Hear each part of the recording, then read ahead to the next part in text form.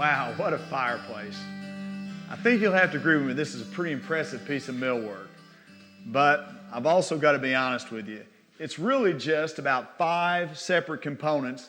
Everything's put together with pocket hole joinery, so we don't have a lot of time in between waiting on things to dry.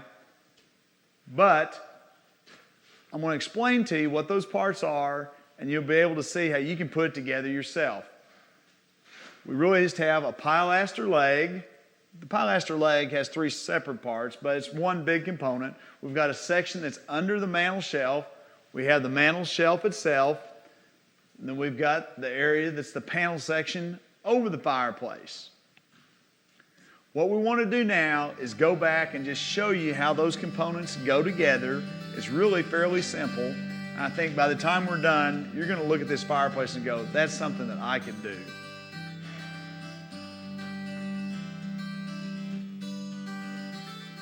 Everything about this fireplace starts with these large pieces that I call the field pieces. They set the boundary for all the other components and the pilasters attached to it.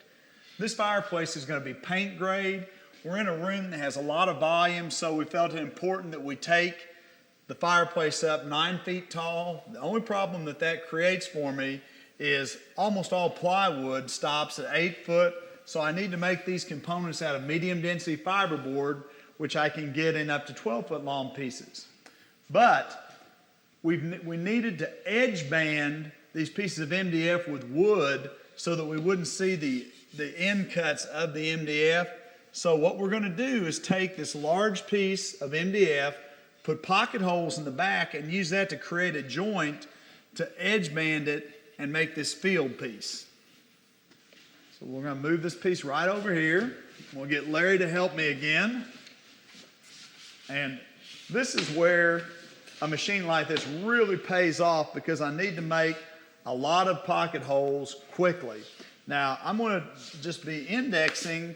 Each time I'm just going to index off this edge. Again, it doesn't have to be exact. With pocket holes, you don't have to be exact because they're extremely adjustable.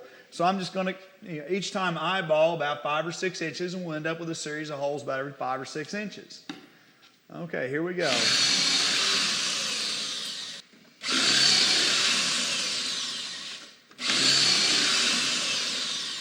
All right, now we're ready to put this piece together. Well, we better be careful. We're going to swing around here and knock somebody out.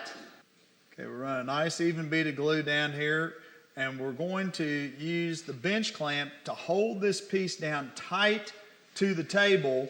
And as long as the piece is held down completely tight to the table, what the pocket screws are going to do is push the centerpiece down tight too, and we should get an almost perfectly flush joint. We're going to start in the middle. Larry, if you'll line me up on that edge. Okay, great. And what I'm going to want to do is clamp pretty much in between each of the 2 holes that I'm going to be screwing. We've already loaded each hole with a screw, and we're using a little bit different head screw. This is a washer head screw, and one of the reasons for that, we put these pocket holes in the MDF, and it's not quite as durable material as a piece of hardwood, so it's important to have a little bit wider surface to pull the joint together. All right.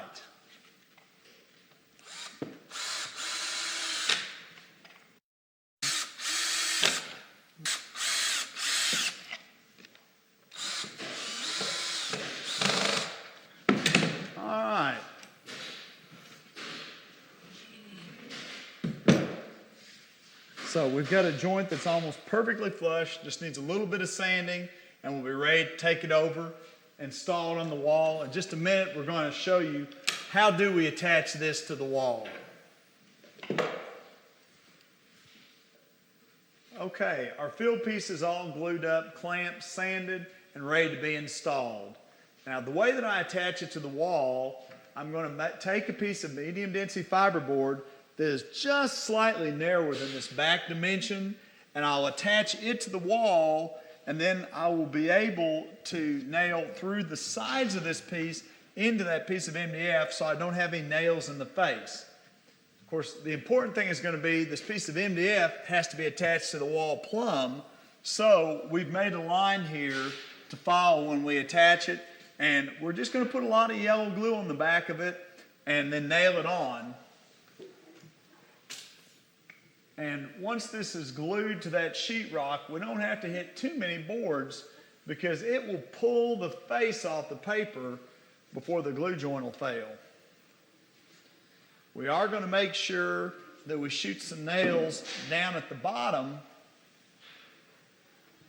into the bottom plate. There's always, you know, you've always got lumber at the bottom of the wall because there's always that plate that the wall's framed with.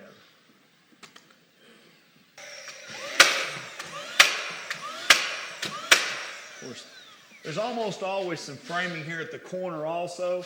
Larry, are we right in there? Yep. Okay. Okay, it's going to slip right in there.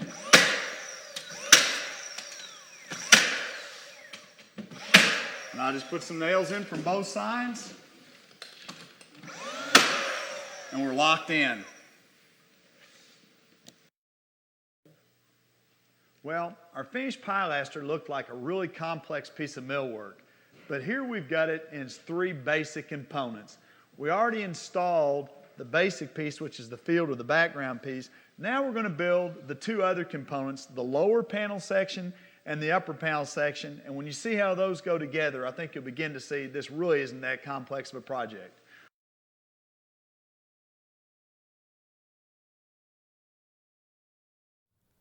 Thanks for watching. If you enjoyed this material, don't forget to like and subscribe.